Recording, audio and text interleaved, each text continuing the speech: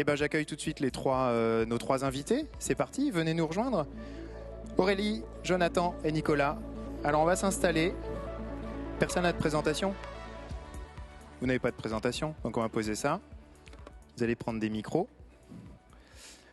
Moi, je vais me choisir un pouf. Voilà. Parfait.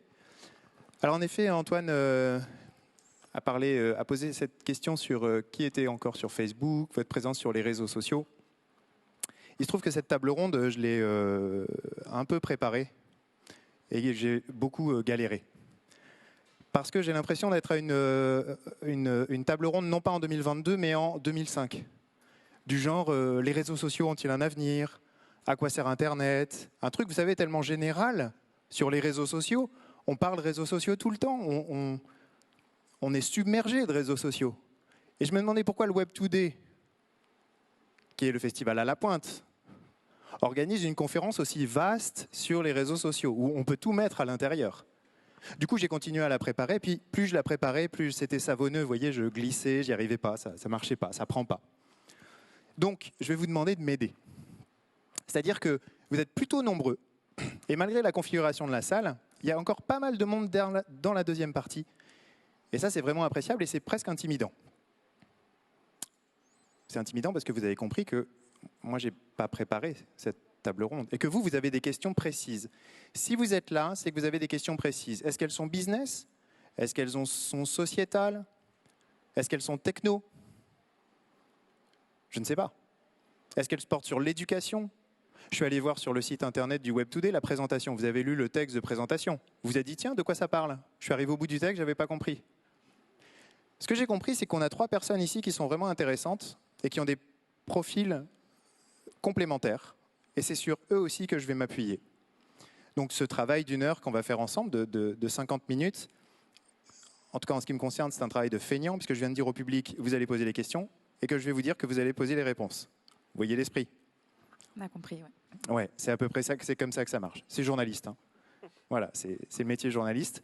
Et en plus, on picore aux apéros et tout ce qui est gratuit à bouffer, on y va.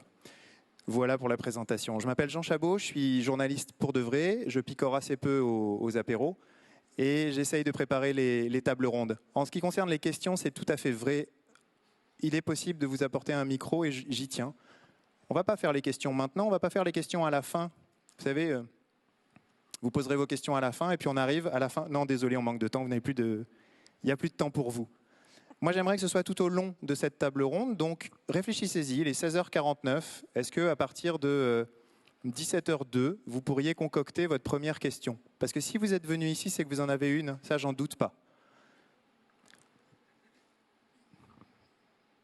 Est-ce qu'on peut faire les présentations maintenant que j'ai beaucoup parlé, j'ai trop parlé, que je suis assoiffé? Est-ce que, Aurélie, vous représentez AgroParisTech, une école d'ingénieurs? Oui. Et qu'est-ce que vous faites à AgroParisTech? Alors moi, je travaille pour un projet qui s'appelle la chaire Anka, qui est une chaire partenariale d'AgroParisTech, qui a pour mission de faire de l'éducation, de la sensibilisation à l'alimentation durable.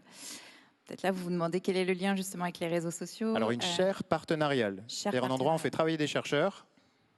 Alors c'est un lieu assez mixte parce qu'effectivement on travaille avec des chercheurs, avec des partenaires privés-publics autour d'une problématique de savoir comment on peut faire de l'éducation, de la communication auprès des citoyens sur ces sujets d'alimentation durable. Et plus particulièrement, nous on s'adresse aux jeunes adultes, aux 18-35 ans, aux millennials.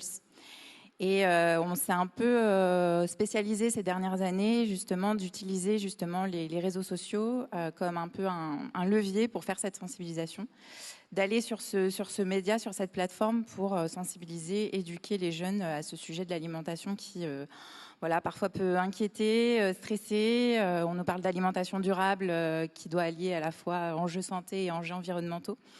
Donc voilà, on a investi cette plateforme pour faire de l'éducation. Ok. Eh ben, on rentrera dans les détails pour l'instant. Les présentations. Merci. Nicolas Stagic, bonjour. Bonjour. Vous êtes photographe, influenceur. Vous pouvez me donner plus de détails? Photographe, je vois ce que c'est. Influenceur, je suis déjà un peu plus bancal sur le sujet. Et alors, comment on combine les deux? C'est vous. Alors, vous avez très bien introduit. En fait, je me suis rendu influenceur grâce à la photo, en fait. Et je préfère dire que je suis influent dans la photo que plutôt influenceur à proprement parler. Mais voilà, en fait, j'ai commencé tout simplement à partager mes images d'abord sur une page Facebook il y a quelques années et ensuite Instagram, tout simplement parce que j'avais envie de partager mon travail, mais c'est surtout que j'avais envie de retour. Et mon entourage ne savait pas trop que je faisais de la photo, donc c'était vraiment un moyen de me mettre sur un réseau, de ne pas mettre mon prénom ni mon nom et juste avoir des retours comme ça. Et puis 7 ans après, je suis toujours dessus et ça m'a permis de me faire un bon réseau professionnel.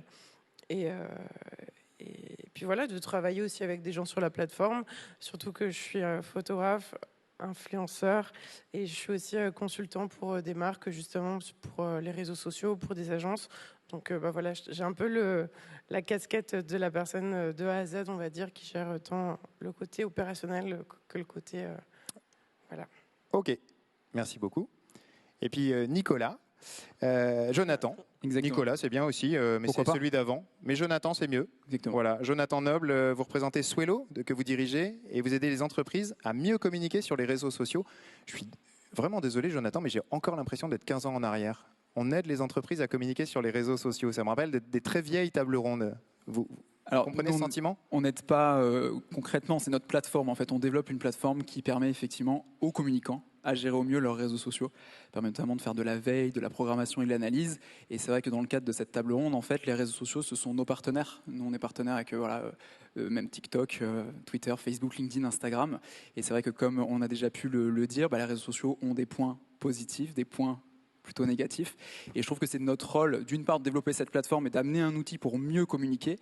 Mais dans mieux communiquer, c'est aussi justement ces côtés négatifs, santé mentale, etc. Enfin, tous ces sujets-là qui sont importants. Et c'est notre rôle d'éduquer et d'apporter aussi des réponses, des éléments sur ces sujets très précis.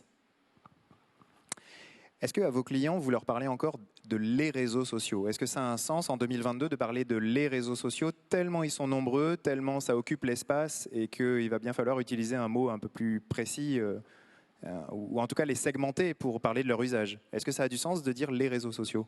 C'est une très bonne question. C'est vrai que nous, quand on s'adresse à tous nos clients, ce qu'on leur dit, c'est aller là où vos cibles sont, où vos concurrents sont. Enfin, il faut après faire une sorte de benchmark, il faut analyser.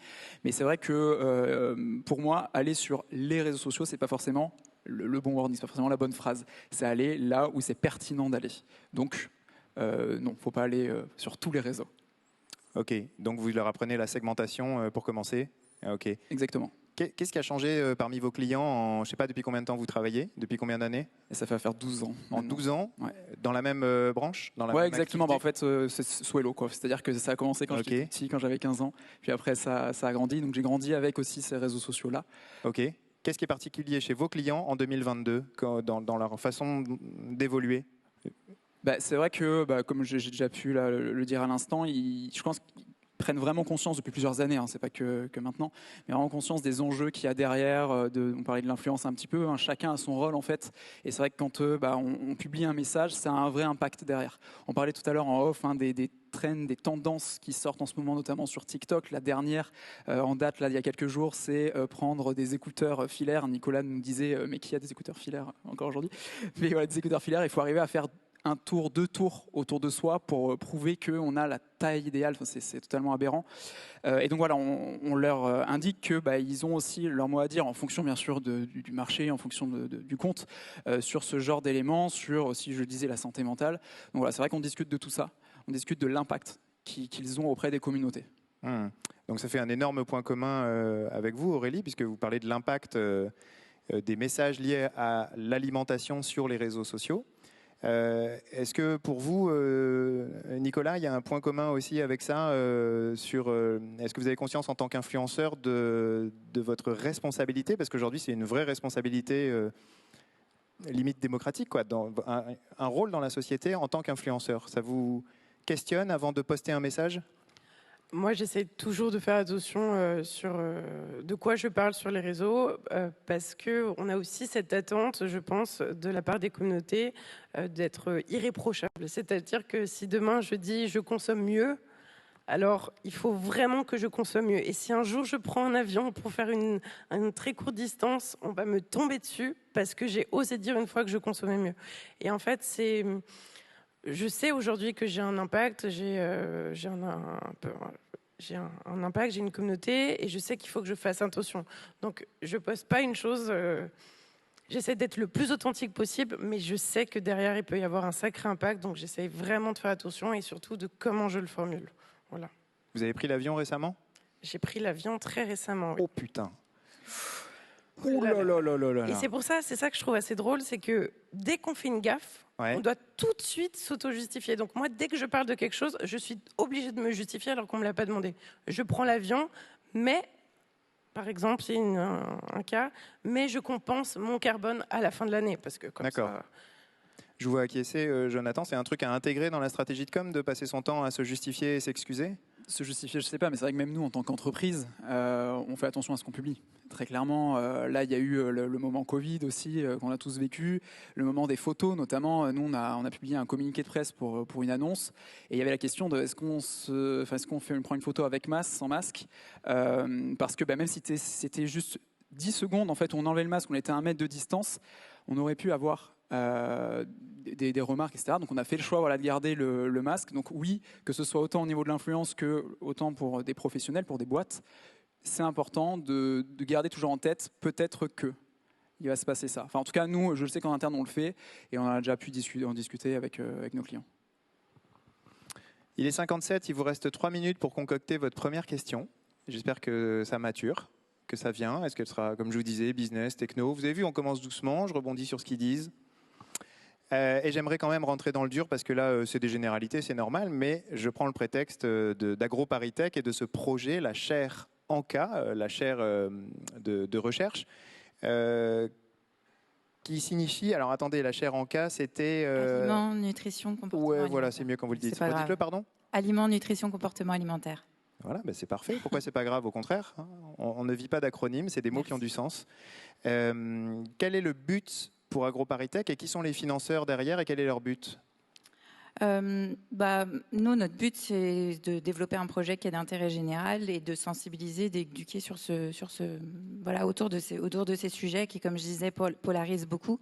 Là, on parlait effectivement de sujets tels que l'environnement, comme prendre l'avion, mais dans le sujet de l'alimentation, il y a aussi consommer de la viande qui polarise beaucoup les discussions aussi, typiquement sur les réseaux sociaux et sur Instagram. Et typiquement, quand nous, on est amené à traiter de ce sujet, qu'on essaye de faire de plus neutre possible et de se faire écho de la science, forcément, c'est un sujet qui polarise beaucoup. Je sais qu'il y a beaucoup d'influenceurs qui veulent plus traiter ou qui veulent plus aborder ce sujet parce que leur communauté leur tombe facilement dessus dès qu'ils font, par exemple, quelques écarts. Certains qui se déclarent, par exemple, végétariens, vont faire attention.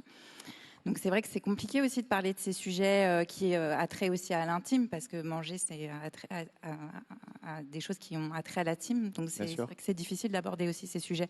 Mais on essaye de le faire en apportant, comme je dis, de la crédibilité scientifique et puis du ludique, parce que les réseaux sociaux, je pense que ça permet aussi d'utiliser des formats qui sont divertissants et justement de faire passer ces sujets en montrant tout le côté aussi positif que peut avoir ces sujets. Est-ce que vous sauriez quantifier le nombre d'utilisateurs de réseaux sociaux sur le thème de la gastronomie, la food Alors, le nombre d'utilisateurs, je ne sais pas, mais je regardais par curiosité quel est le nombre de publications derrière le hashtag food, et je crois qu'il y en a plus de 150 millions. Ouais. Donc c'est quand même énorme, c'est quand même des hashtags qui sont très utilisés. Instagram, c'était quand même un réseau social qui était... je crois que le sujet de l'alimentation, de la food, c'est quand même l'un de ces sujets de prédilection. Ouais. Le food porn, hashtag food porn, c'est quand même des hashtags qui sont rentrés dans le langage courant. Donc c'est quand même un sujet qui intéresse beaucoup, mais qui est aussi qui est beaucoup dissonant, parce que, comme je dis, à la fois on a des hashtags comme food porn où on va montrer tout le côté gargantuesque de l'alimentation, tout avec ce fromage dégoulinant sur des posts, et de l'autre côté on va retrouver des posts où on va montrer des images d'une alimentation très healthy, ce hashtag healthy, donc santé, healthy santé, parfois des plats qui sont vraiment hypocaloriques, ou des influenceurs qui vont aussi promouvoir des régimes qui peuvent être vraiment dangereux. Donc vous, votre première observation, c'est ce grand écart entre ces deux extrêmes. Ouais. Ouais, il y a un... La santé d'un côté, le food porn de l'autre. Tout à fait, ouais. La malbouffe, quoi. Okay. Alors, je ne sais pas si c'est de la malbouffe, mais en tout cas, oui, il y a vraiment cette dichotomie qui est vraiment observée sur Instagram. D'accord. Ok. Quels sont les premiers résultats de votre travail quant à l'utilisation des réseaux sociaux sur ce thème de la gastronomie ? Ça fait à peu près 4 ans qu'on utilise les réseaux sociaux. On a d'abord utilisé Facebook et puis aussi Instagram. Je pense que ça permet de fédérer en tout cas une communauté et d'avoir un réel échange avec les abonnés sur ces sujets. Je pense qu'ils ont beaucoup de questions et ils étaient très en demande d'avoir des réponses. Donc nous, on a réussi à agréger une communauté qui est de taille moyenne, environ 12 500 abonnés, mais avec laquelle on a vraiment une relation vraiment un peu de confiance et de fidélité. Je pense que la communauté qui nous suit est, comme je disais, vraiment en attente de contenu qui soit aussi crédible scientifiquement. Donc ça, c'était vraiment des choses qui parlaient beaucoup.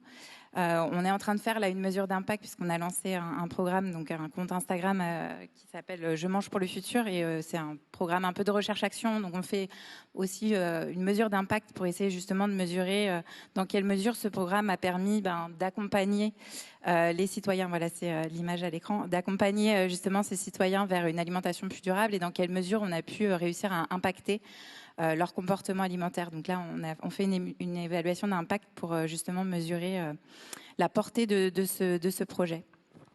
Qu'est-ce qu'on voit là à l'écran ? C'est le compte Instagram. Je mange pour le futur. En fait, le pitch du projet, c'était justement de suivre une influenceuse fictive. On a vraiment réutilisé totalement les codes d'Instagram. Donc, c'était Sacha, une jeune femme de 26 ans, qui était totalement dessinée et qui partait, par contre, dans la vraie vie, qui allait à la rencontre de chercheurs, de commerçants. On a même tourné un reportage ici à Nantes chez un boulanger local. Voilà, qui partait à la rencontre de différents acteurs pour essayer de comprendre comment manger de manière plus durable. Et du coup, c'était une enquête qui a été lancée l'année dernière, qui durait 3 mois. Et donc, cette influenceuse partageait avec sa communauté différentes publications pour partager les résultats de son enquête. 12 600 abonnés, je vois. Est-ce que c'est un résultat satisfaisant pour vous ou vous visez plus ou vous visiez moins ? Non, on visait les 10 000 abonnés, donc on était très contents de cette opération. Enfin, on est parti d'un petit compte. On a bien sûr travaillé avec certains influenceurs pour essayer d'atteindre de la visibilité, puisque c'est comme ça que ça marche aussi aujourd'hui sur Instagram. Donc on est très content d'avoir agrégé cette communauté et on espère de la faire grossir pour traiter d'autres sujets sur le sujet de l'alimentation. On va y revenir, hein. D'accord, mais c'est parce que je me languis de Nicolas et de Jonathan, de les entendre, mais aussi de vous. Il est 17h04 et normalement elle est mûre, cette première question sur les réseaux sociaux. Pourquoi êtes-vous venu ici ? Qu'est-ce que vous attendiez ? Est-ce qu'une main va se lever ? Je prends le risque. Oh, parfait. Dans l'allée centrale. Merci beaucoup pour le micro. Bonjour. Bonjour, Farid. Je suis moi-même en train de monter un réseau que j'appelle un réseau d'intérêt dans le domaine du foot. Et j'étais venu voir un peu la réflexion, surtout par exemple pour Roblox, que je ne sais pas si vous connaissez, qui est un jeu vidéo qui est en train de complètement changer la face du monde, puisque même Zuckerberg a lancé Metaverse à cause de ce réseau social-là. Ouais. Et je me dis qu'aujourd'hui, est-ce que les prochains réseaux sociaux, c'est ce que je suis venu chercher, ce ne sont pas aussi des jeux vidéo où les gens aujourd'hui passent quasiment presque de l'audio, même plus au texte, les enfants font quasiment que de l'audio, discutent entre eux, se voient dans un monde qui est forme de métavers, parce que Roblox est le vrai premier métavers. Et donc je me suis posé la question, peut-être pour l'agence, comment aujourd'hui les gens vont se positionner sur des nouvelles places qui ne sont plus du tout les réseaux sociaux qu'on connaissait, mais des jeux vidéo, des nouveaux espaces où on discute de manière intermédiaire. Merci. Merci. Et vous, c'est une question qui vous intéresse en général ou c'est une question business ? Parce que moi, comme je crée un réseau social dédié au foot, aux fans de foot, je voudrais savoir quelle est la manière de gérer des nouveaux usages. Comment demain on va imaginer le réseau social ? Moi, je dis même réseau d'intérêt, parce que je pense que les réseaux vont devenir des par intérêt et pas génériques comme on l'a aujourd'hui. Merci. Alors, est-ce que les réseaux sociaux vont se dissoudre dans cet avenir incertain et surmédiatisé que sont les métaverses, qui existent déjà via la plateforme dont parle monsieur, là, Roblox, qui est en fait une plateforme d'accès à plusieurs jeux, qui sont plusieurs espaces, et on peut créer des avatars et avoir des interactions avec les autres. les métaverses comme on en a parlé. Je vous laisse répondre. Alors, je ne sais pas si ça va totalement répondre à la question, mais je pense qu'en fait, ça existe déjà. Enfin, vous voyez, si on prend par définition un réseau social, qu'est-ce que c'est? C'est un peu ce qu'on est en train de faire, quoi. C'est quand on discute, on partage. Ce soir, on va en parler autour de nous, demain, après-demain. C'est ça, en fait, pour moi, un réseau social. C'est partager et repartager, etc. Et quand j'écoutais votre question, moi, je pensais aux jeux qui existent déjà depuis des années, à World of Warcraft ou autres, où en fait, on discute déjà et derrière, ça peut même créer des amitiés, etc. Et donc, je dirais plutôt oui, pourquoi pas, en fait. À partir du moment où on partage des choses, à partir du moment où, oui, voilà, il y a cette notion de partage, cette notion de rencontre, de potentiellement d'amitié ou pas, peu importe. Moi, je dirais plutôt que oui. Voilà. Donc ça existe déjà, mais il n'y a pas cette configuration d'espace 3D dans lequel on fait déplacer des avatars et on a des interactions grâce à ce vecteur. Pour moi, c'est pas très grave. C'est comme, on m'avait un jour posé la question par rapport justement au métaverse, etc. Est-ce que ça va supprimer carrément ce qu'on connaît aujourd'hui, Facebook, Twitter, etc.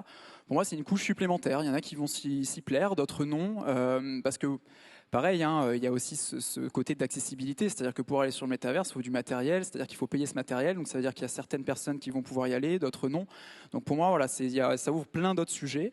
C'est juste une couche supplémentaire, c'est juste une nouvelle façon de se rencontrer, de parler, d'échanger, de créer ce lien social, ce réseau social. Quand vous dites matériel, c'est un casque de réalité virtuelle, par exemple, des gants tactiles, tout le matos qui sert à interagir dans l'espace. Complètement. Okay. Mais comme, je ne sais pas si vous connaissez Clubhouse, si vous avez entendu parler de ce nouveau réseau social qui a fortement marché lors du confinement et qui ensuite n'a plutôt fonctionné. Qui connaît Clubhouse?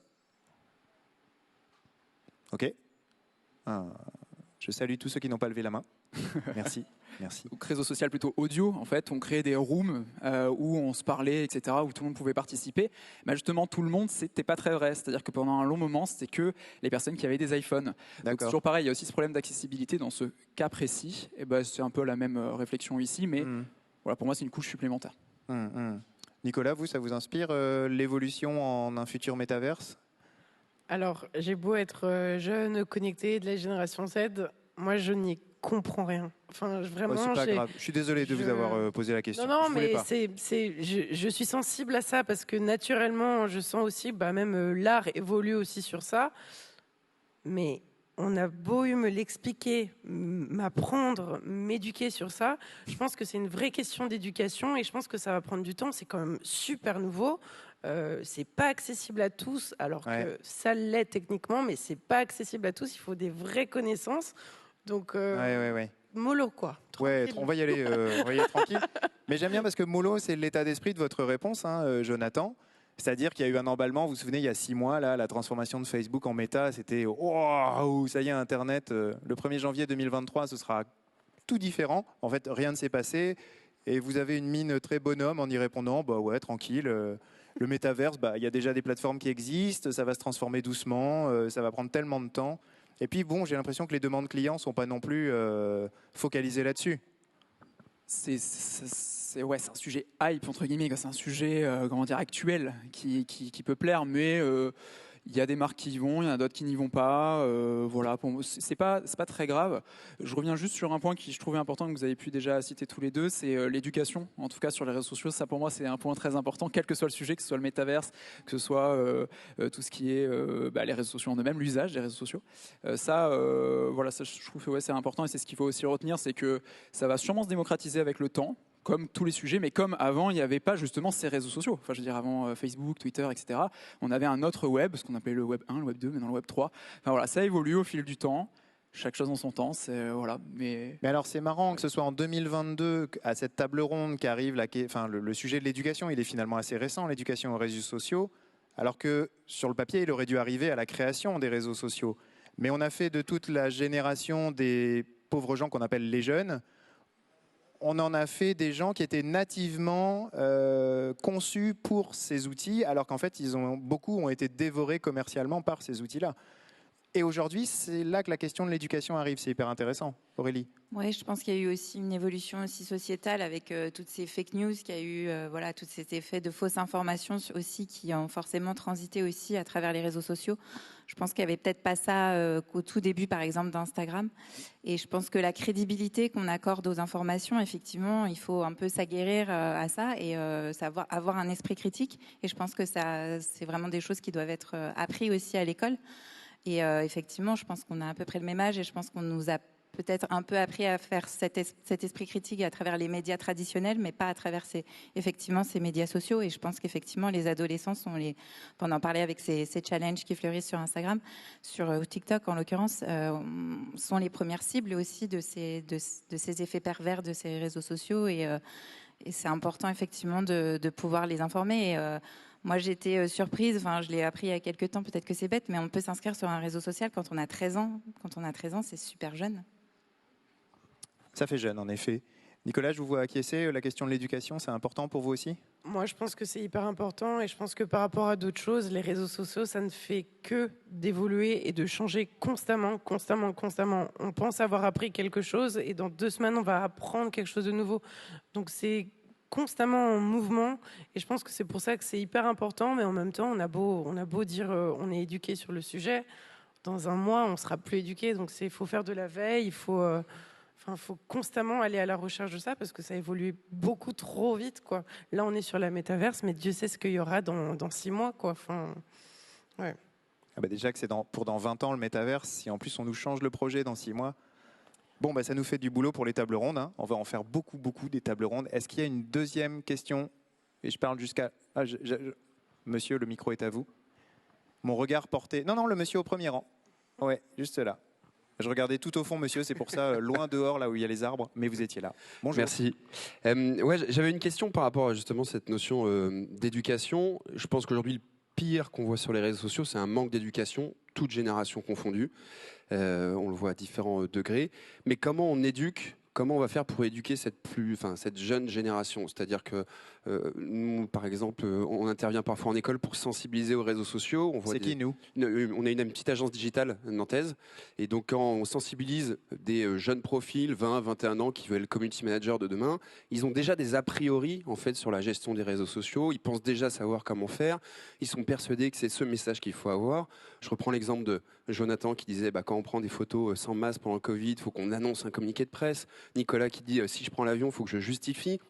En fait, c'est usant. Je trouve que c'est vraiment usant de devoir tout justifier. Donc, il faut éduquer peut-être les plus jeunes à prendre un peu de recul et de se dire en fait, il a le droit de prendre l'avion, puis on lui fout la paix. C'est pas dramatique. Et comment on fait ça? J'aimerais bien avoir votre point de vue, du coup, à tous les trois. Et je ne sais pas s'il y a une réponse miracle. Mais ils vous diront toujours moi, je suis natif et pas toi. Donc, je sais mieux. Je vous laisse la réponse. C'est pas une question facile. Je ne sais pas s'il y a une réponse. Franchement, je sais pas. Je pense que c'est, je pense qu'il y a un recul et c'est vrai que pour beaucoup de personnes, qui sont peut-être créateurs de contenu et consommateurs de contenu, il y a effectivement cette idée de prendre du recul qui est super essentielle. Après, je pense que quand même, les réseaux sociaux sont très consommés par les adolescents et je pense qu'il faut quand même toujours se poser la question de... et je sais qu'il y a... Du coup, ça peut manquer de spontanéité quand on est créateur de contenu et ça peut être amené à se poser trop de questions et à manquer de spontanéité, de poster des choses. Et je pense que c'est beaucoup ce que reprochent justement les créateurs de contenu qui étaient là au début d'Instagram, de plus être dans la spontanéité, de se poser, d'anticiper les répercussions d'eux. Je pense que j'ai pas la solution. Je pense qu'il faut pas perdre cette spontanéité et parallèlement, il faut éduquer sa communauté et éduquer aussi les plus jeunes à consommer les réseaux sociaux. Mais est-ce qu'on peut éduquer une communauté quand on a quelque chose à lui vendre? Vous êtes AgroParisTech, vous êtes une école d'ingénieurs, c'est des établissements comme vous qui devaient prendre ça en main. Il y a combien d'étudiants à AgroParisTech à la louche? Je sais pas. Je ne saurais pas vous dire. Bon, désolé. Beaucoup. Bon, mettons qu'ils soient 1500, ils ont entre 18 et 22 ans. Ouais. Et il est là le foyer, quoi. Parce que vous n'avez rien à leur vendre. Nous, on n'a rien à leur vendre, mais même, je pense, quand c'est des créateurs de contenu qui sont dans une logique marketing, je pense tu disais toi-même, Nicolas, que tu as une certaine éthique. Je pense qu'il y en a beaucoup qui ont des éthiques, éthiques professionnelles par rapport à ce qu'ils veulent aussi apporter à leur communauté.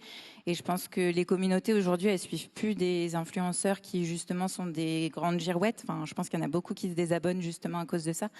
Et j'ai l'impression que de plus en plus, les gens sont en recherche justement d'une certaine sincérité, d'avouer aussi ses faiblesses, se dire bah oui, oui, j'ai dit que je voulais faire des choses pour la planète, mais oui, ça m'arrive encore de prendre l'avion, j'essaie de travailler sur moi et je vous le partage. Et De travailler sur moi, non. Oui, je comprends. de travailler sur moi et d'être dans l'échange. Enfin, on Ouais, parlait ouais, tout à l'heure je pense qu'on a oublié que derrière les réseaux sociaux, il y avait quand même ce côté social. Et qu'il peut y avoir juste le partage aussi des intéressés de comment toi, en tant que communauté, tu y arrives et comment, en tant qu'individu, tu y arrives. Ok. Aurélie, c'est pas sympa de stigmatiser comme ça Nicolas. Non, au contraire. Pour cette histoire d'avion, je plaisante. Ouais, en plus, je l'ai taquiné avant la conférence sur ça. Ok. Sur cette question d'éducation, Jonathan. Ouais, pour répondre à votre question, c'est exactement ça. Enfin, on est vraiment dans ce cas-là. Swello, on est vraiment une plateforme. Aujourd'hui, on a 90 000 utilisateurs. Et tous les jours, en fait, on essaie de l'éduquer. Donc, nous, notre cible, c'est les chargés de com, c'est les community managers, les social media managers. Et à la fois, dans notre communication, on ne vend pas notre plateforme. C'est-à-dire que tous les jours, on va publier pratiquement plusieurs fois par semaine, ça nous arrive des fois même tous les jours. On va publier des carousels, donc plusieurs slides où on dit, par exemple là le dernier qui a cartonné, c'est qu'est-ce que le métier de community manager. Et dedans, on explique en quelques slides que c'est vraiment ce métier-là. Et en fait, notre cible prend ce carrousel et le partage à leurs clients en mode mais voilà ce que c'est vraiment mon métier. C'est pas juste être sur TikTok toute la journée à scroller, c'est tout un tas de tâches, tout un tas de compétences à avoir. Et c'est vrai que nous, ça nous a vraiment aidé à faire grandir notre business. Sans parler en fait de notre business. C'est ça qui est assez rigolo. Et pour répondre à ta question, du coup, je pense que oui, c'est notre rôle à tous en fait d'éduquer. Donc éduquer nos communautés. Nous, typiquement, c'est les community managers. D'autres, ce seront telle et telle cible, telle et telle communauté. Et c'est notre rôle à tous. C'est important, je pense, de donner aussi notre avis, d'échanger, d'avoir des gens d'accord, des gens pas d'accord. Après, on a chacun notre part de responsabilité, mais on peut pas non plus faire ça pour tout le monde. Donc voilà. Mais je sais que vous le faites très bien aussi. Donc, c'est vrai. Vous travaillez pour la même boîte ? Pas du tout. Mais on se connaît et je sais ce qu'ils font aussi, d'accord. comme tu le disais dans les écoles. Et c'est vrai que ça aussi, c'est important. Merci. Avez-vous une autre question qui partirait sur un autre sujet ? On l'a dit au début, c'est tellement varié l'impact des réseaux sociaux en 2022. Vous êtes venu ici parce que vous aviez un centre d'intérêt, n'hésitez pas. Je vois une main qui se lève là-bas et une deuxième à moitié levée. Il y a une demi-question là. On a 2 questions et demie. Bonjour. Bonjour.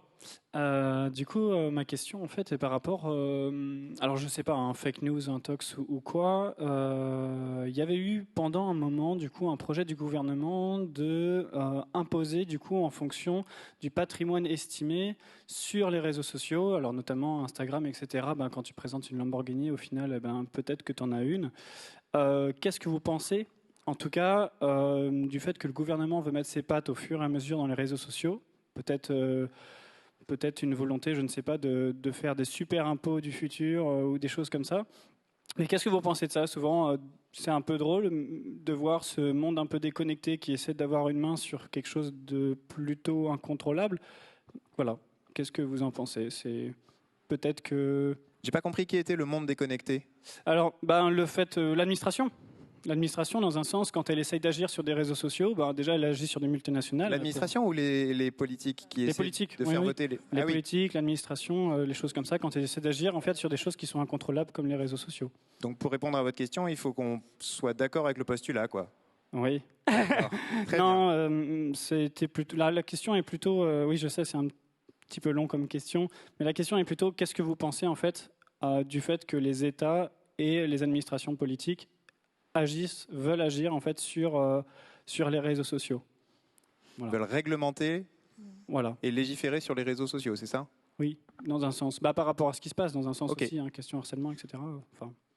Alors, en fait, si on considère les réseaux sociaux comme des médias, il y a déjà une régulation à travers les médias traditionnels avec le CSA.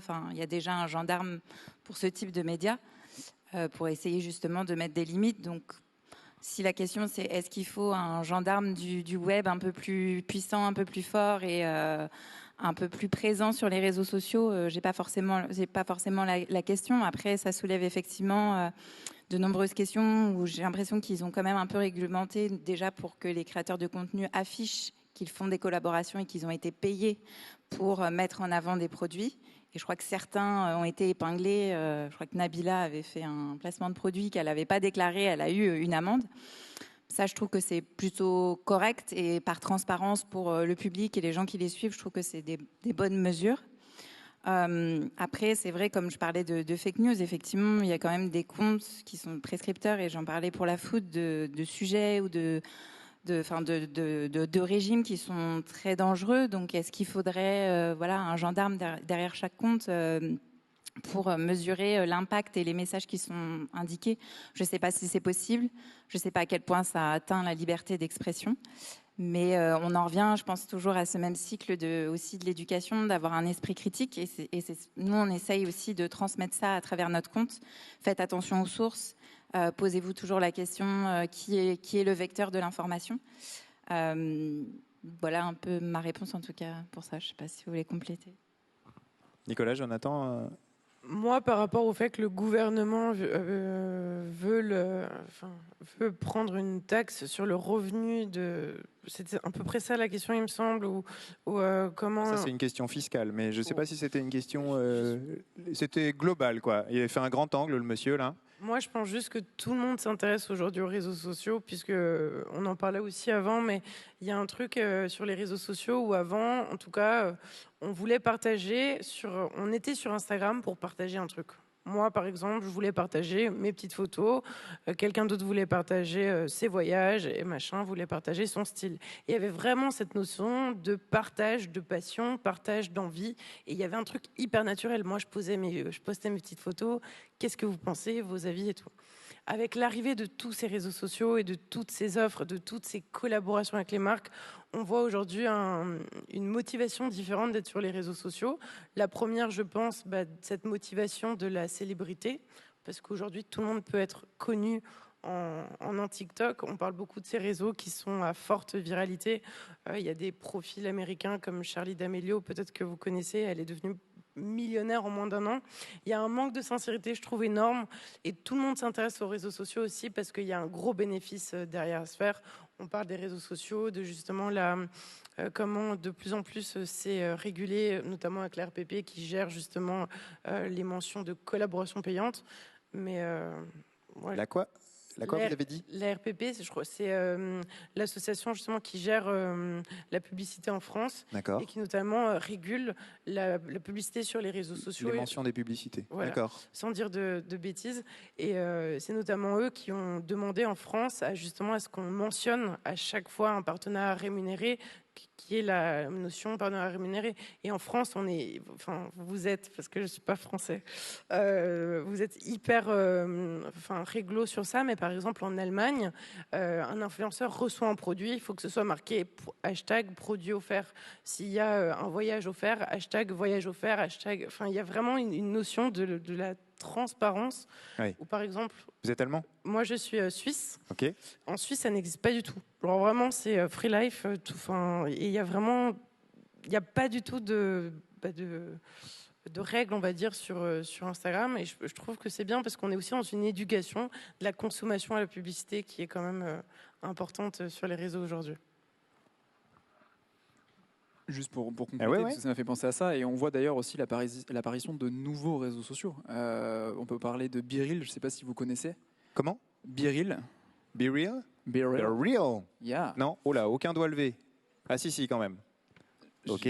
Pas un très bel accent, mais peu importe, qui en fait envoie une notification à ses utilisateurs une fois par jour, toutes les 24 heures, et c'est censé être le moment, si on le souhaite bien entendu, de publier une photo, par exemple, là, en train de parler ou en train de se brosser les dents.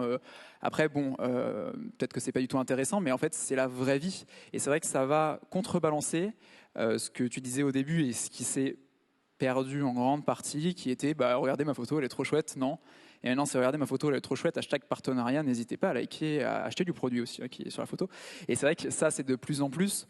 Et d'ailleurs, ça a un autre impact, je trouve aussi, notamment sur Facebook, qui pour moi n'est plus un réseau social, puisque le but d'un réseau social, comme je le disais, c'est de partager des informations. Aujourd'hui, si vous likez mon post sur Facebook, si d'autres personnes voient que vous avez liké mon post, en dessous, c'est marqué sponsorisé.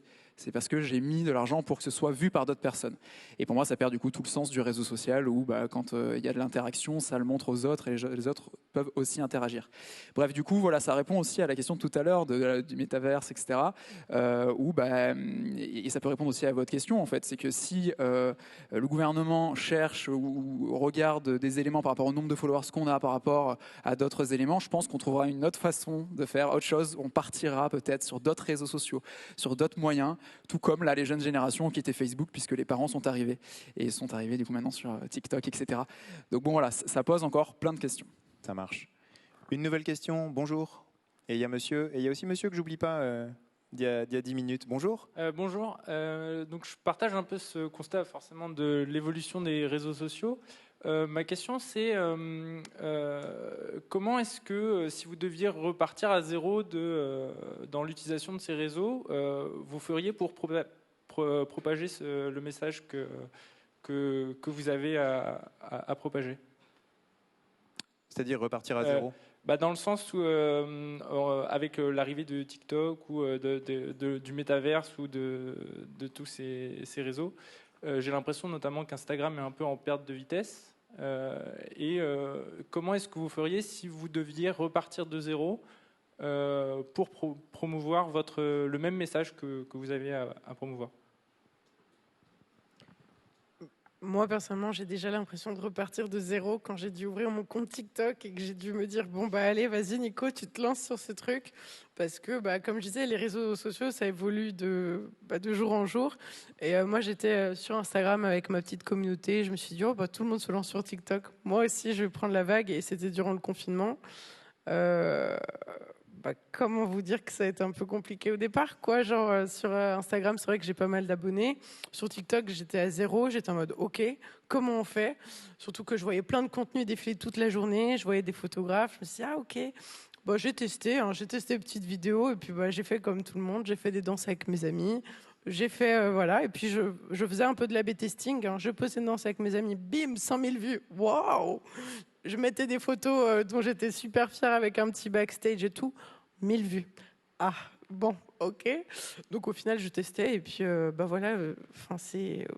Sur TikTok pour le coup, c'est reprendre les challenges du moment. Moi, j'essaie de les prendre et mettre ma touche photo. Et puis au final, il y en a une qui a fait 300 000 vues durant le confinement. Et donc voilà, ça m'a apporté de la communauté. Et puis c'est parti. Et maintenant, je n'y suis plus trop. Voilà. Donc repartir à zéro, c'est essayer, s'y coller, même si on se sent étranger, y aller, quoi. Exact. Ouais, parce qu'il y a des réseaux, il y en a d'autres qui vont apparaître au fur et à mesure.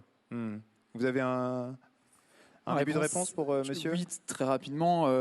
Ça dépendra quand cette mise à zéro potentiellement serait là. Ça dépendra de l'algorithme qu'il y aura à ce moment-là. Ça change tellement vite, ça change tellement souvent que au début, comme on l'a déjà dit, on publiait pour le plaisir et ça marchait potentiellement. Enfin, si on s'appliquait aujourd'hui, je vois des créateurs de contenu, ils publient tous les jours. C'est ce qu'on disait tout à l'heure. Ils publient tous les jours des stories, des posts, ils font un reel. Enfin voilà, et au final, c'est presque déceptif au vu du temps passé, au vu de toute l'énergie qu'on y met. Donc ça dépend de l'algorithme à ce moment-là. Vous, en fait, vous êtes quand vous conseillez vos clients, vous êtes plutôt du côté, quelle est la psychologie des consommateurs, ou vous êtes plutôt de quelle est la psychologie de l'algorithme? On est des deux côtés en fait, parce que comme on a pas mal d'utilisateurs et de clients, on communique pas forcément à un seul client. On fait des articles de blog, des webinars avec les réseaux sociaux. On a pu faire avec TikTok, avec Insta, on va le faire avec LinkedIn. Le but, c'est vraiment de donner le plus d'informations possible.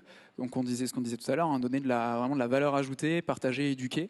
Et après, eux font un peu leur micmac pour trouver des réponses à l'intérieur. Mais c'est vrai qu'on essaie d'aborder les deux sujets, notamment via les canaux qu'on utilise. Ça marche. Est-ce qu'on pourrait passer le micro? Oui, ça vient madame, mais d'abord il y a monsieur là-bas, ensuite il y a monsieur à droite, et ensuite il y a vous, madame. Alors c'est un monsieur avec une chemise à rayures, il lève le bras. Bonjour. Bonjour. Moi, je me posais des questions sur l'histoire de l'avion dont on a parlé un peu tout à l'heure. Ah non, mais décidément, faut arrêter. Et plutôt Pas gentil, ça. sur le rôle des réseaux sociaux vis-à-vis de l'écologie, quand on voit qu'il y a encore beaucoup d'influenceurs qui promouvoient des... Promeuvent. Qui promeuvent. Il est tard. Ouais. des styles de vie qui vont à 200% et qui ne sont pas forcément en accord avec nos objectifs environnementaux, que ce soit locaux ou nationaux. Ok, merci. Ça vous parle?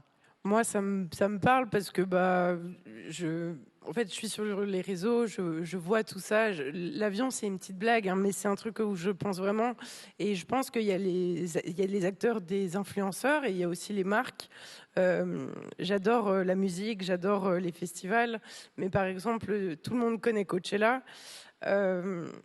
Toutes ces marques qui font partir des dizaines d'influenceurs pour des durées si courtes, avec des avions. Là, pas longtemps, il y a Etam qui a fait un défilé incroyable en Corse et qui ont privatisé un avion énorme rempli d'influenceurs, de presse, de médias pour 2 jours sur place. En fait, c'est plein de choses où je me dis, attends, en connaissance de cause de ce qui se passe aujourd'hui dans les enjeux climatiques, comment on peut se dire, attends, ça me paraît normal d'envoyer 20 influenceurs pour ma com de ma marque à Coachella. Je pense aujourd'hui, il y a vraiment un rôle en tant qu'influenceur de dire non, je ne suis pas d'accord, je ne veux pas participer à ça.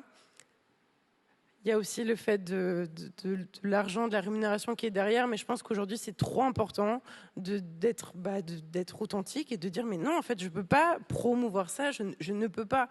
Donc, il y a différents comptes Instagram qui commencent à éduquer ça et il y a un compte Instagram très intéressant qui s'appelle Paye ton influence, qui justement éduque les influenceurs. Ils ont créé une charte influenceurs avec des influenceurs engagés et... en fait, moi, par exemple, à titre personnel, je suis en connaissance de cause de ça et j'essaie un maximum de soutenir mes amis influenceurs et ma communauté, tout simplement, à dire non, on n'est pas d'accord, comme promouvoir la fast fashion, etc., etc. C'est le même rôle, savoir dire non, en fait, tout simplement. Ça marche, merci. Oui, monsieur, bonjour. Bonjour à tous. Alors j'ai une question concernant les publicités. Quel est l'avenir pour les publicités sur les réseaux sociaux? Parce qu'en gros, là, on peut voir sur TikTok qu'il n'y a plus du tout de pub pour les professionnels, même pour les particuliers. Et j'aimerais avoir votre retour concernant ça. Merci. Merci, question très claire. Messieurs? Je peux bien sûr. C'est une bonne question, voilà, déjà, ça c'est clair. Ça nous change un peu, quoi. Non. C'est que des bonnes questions. C'était c'est pas ce que je voulais dire. Oula. C'était une très bonne question, Galvin. Non, mais vraiment.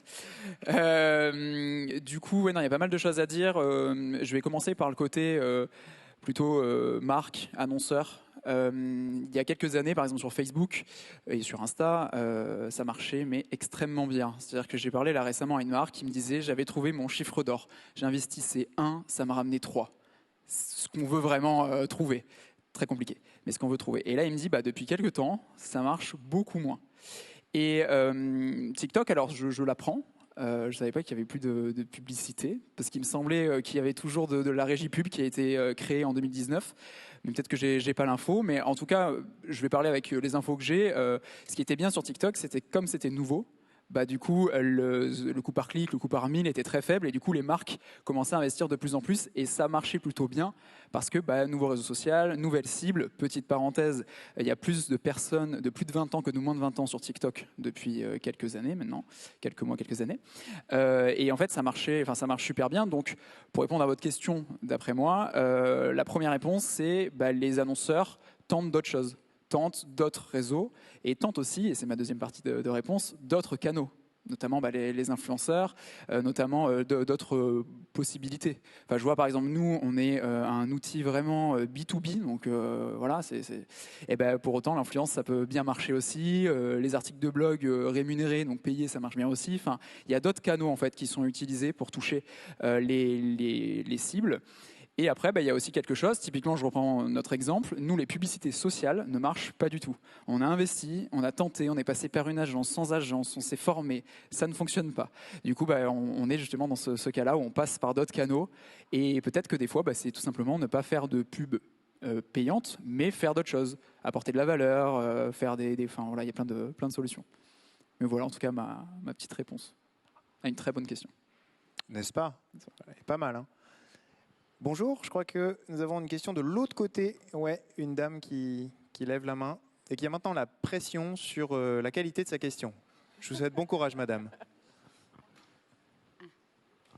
Bonjour. Alors, je n'ai aucune pression parce que toutes les questions sont bonnes depuis le début.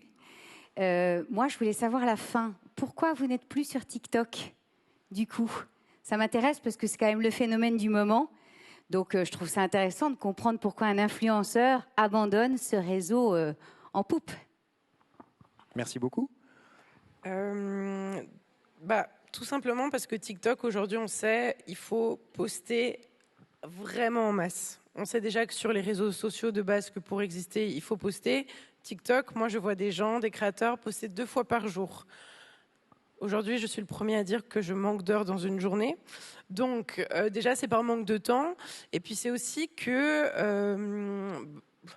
je manque d'intérêt, tout simplement, pour la plateforme. J'y passe du temps. C'est devenu un vrai divertissement, un service de divertissement. Pour moi, comme Netflix, YouTube, c'est TikTok. Je défile quand je m'ennuie. Mais c'est vrai qu'aujourd'hui, moi, en tant que créateur, je ne sais pas encore comment communiquer dessus, quelle plus-value je peux apporter. Et puis, c'est un peu comment dire, je suis un peu saoulée du réseau social, on va dire, puisqu'il y a tellement de contenu. Puis je pense qu'on est tous dans ce même cas. Quand on défile, on continue de défiler parce qu'on se dit, on peut avoir mieux. Ah, je peux avoir mieux, je peux avoir mieux, je peux avoir mieux. Et puis au final, au bout d'1 heure, voilà. Donc non, c'est juste que manque de temps, manque d'envie, manque peut-être de créativité de ma part sur ce réseau. Voilà, tout simplement. Et pareil, Jonathan, Aurélie, il y a des réseaux que vous avez quittés? Ça vous est arrivé? Comme je disais, on avait fait un programme sur Facebook et on n'est plus du tout sur Facebook parce que... toujours du point de vue de la chaire que vous animez, mais d'un point de vue personnel? D'un point de vue personnel, moi je suis toujours consommatrice d'Instagram et je vais un peu aussi sur TikTok, mais je me lasse aussi un petit peu et puis je pense qu'aussi, peut-être que c'est chronophage et je pense qu'il faut, quand on est créateur, on a envie aussi de peut-être proposer un contenu qui est un peu différent et pas envie de rebalancer ce que tu fais sur Instagram, sur TikTok. Ouais. Et du coup, forcément, il faut du temps pour ça. C'est beaucoup d'énergie, effectivement, de créativité pour effectivement, et je pense que c'est dur d'être sur plusieurs plateformes et d'être bon sur plusieurs plateformes. Instagram, c'est 26 millions d'utilisateurs en France. Pour finir, là, il nous reste 2 minutes. Est-ce que vous pourriez, peut-être vous, Jonathan, nous faire un dessin de tendance d'Instagram? Ça suit quelle courbe, ce réseau? Si vous avez 1 heure supplémentaire. On y va. Non, là, dernièrement, vous l'avez peut-être, ce nouveau feed d'Instagram. Je ne sais pas, ce nouveau flux. Je ne sais pas si certains d'entre vous, vous l'avez ou pas du tout? Non? Je suis le seul? Non, quand même. D'ailleurs, je vais créer une pétition, si jamais je partagerai le lien après. Exactement, voilà. Ça va en ce sens-là. C'est-à-dire que quel est vraiment l'avenir d'Instagram? Je ne sais plus quelle année, mais il y a quelques années, ils ont piqué les stories à Snapchat. Ça a cartonné. Aujourd'hui, on consomme énormément les stories. Stories qui maintenant sont aussi sur TikTok. D'ailleurs, ça vient d'arriver.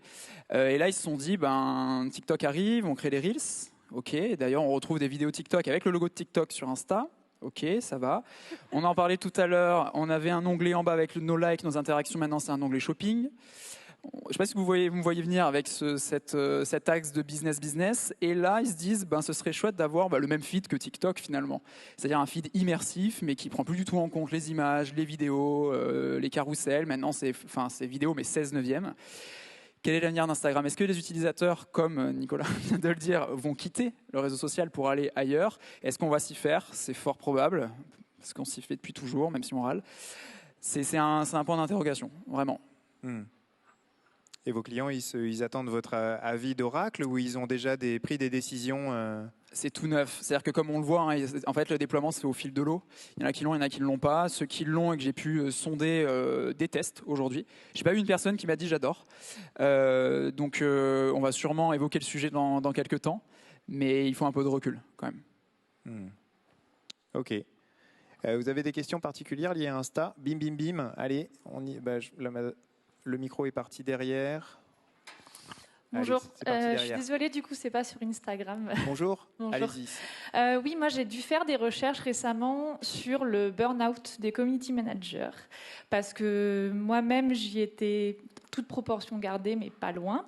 Donc, je me suis un peu renseignée sur Internet, voir si on commençait à en parler. J'ai pas vu beaucoup de choses et quand j'entends burn-out, c'est par rapport aux besoins d'immédiateté, d'être présent quasi H24 et aussi du comportement des gens en fait sur les réseaux sociaux qui peut être un peu dur à encaisser, à ne pas prendre pour soi. Donc j'aimerais savoir si vous déjà vous en entendez de plus en plus parler et quelles seraient vos préconisations un peu pour se protéger et se préserver de ça. Merci. Moi, je vais reprendre mon petit panneau, mais je pense que c'est savoir dire non. En fait, j'ai été aussi community manager durant un bon petit moment. Je travaillais pour des restaurants, des hôtels, des marques. On a constamment des informations, des questions qui sont souvent parfois les mêmes répétitives, donc on peut se faciliter avec des réponses automatiques et voilà. Mais il y a des fois le week-end, le soir, savoir dire non, ou du moins savoir au mieux s'organiser pour pouvoir lâcher prise un peu et se dire bon bah voilà. Donc je pense que c'est s'auto-éduquer sur comment mieux gérer. Et puis des fois, moi c'est ce que je disais à mes clients, je ne peux pas répondre à 1h du matin à une question, non, je dors. Donc bon. Voilà, c'est savoir dire non, mais de manière aussi professionnelle, parce que bon. Encore une fois, éducation, mais auto-éducation cette fois. Ok. Alors, on arrive au terme de cette table ronde et je sais qu'il y a d'autres questions. Les bras se sont levés très vite sur Instagram. C'est la dernière conférence de la journée. On va donc la conclure. Elle s'arrête. On va libérer l'équipe technique. Je remercie d'ailleurs tous les gens qui ont passé le micro, qui ont permis cet événement. Et je ne sais pas si vous êtes disponible pour discuter de façon informelle et sans micro avec celles et ceux qui auraient des questions. Bon, Jonathan, apparemment, oui. Bien sûr, oui. Non. Non, très bien. Vous devez filer. Je rigole. Ah ben non, non, mais vous auriez pu avoir un rendez-vous maintenant. Ou un avion. Ah.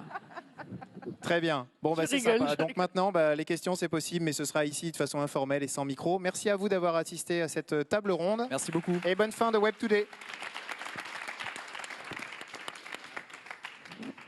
Pardon Antoine, excuse-moi, je te passe mon micro. J'avais juste une dernière question. Mais c'est pour une vision prospective de la chose.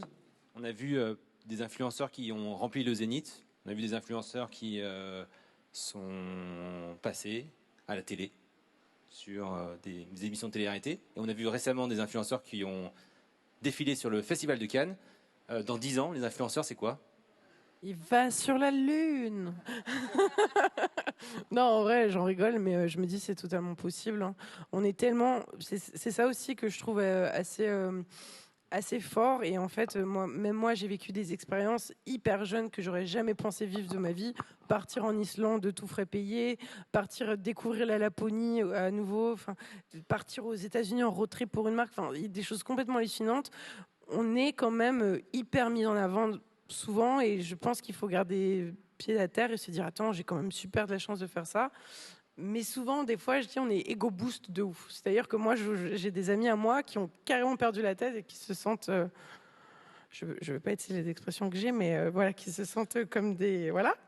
Et en fait, je pense que plus tard, l'influence, je pense que c'est là où l'éducation est hyper importante, c'est se dire mais et les marques vraiment, c'est ok, ils sont importants pour notre business, mais restons dans quelque chose de responsable, d'engagé. Donc, je dis la Lune, mais j'en rigole. Mais je pense que dans 10-20 ans, on va avoir une Lena Situation, une Chiara Ferragni qui va partir sur la Lune pour Gucci, quoi. Enfin, moi, je pense que j'en rigole, mais on met carte sur table. Je pense que c'est ça, quoi. Moi, j'allais dire raisonner, j'espère. De l'influence raisonnée. Je croise les doigts. Moi aussi, je l'espère, vraiment. En politique. Monsieur Molo. Merci beaucoup et merci à Jean pour cette belle animation.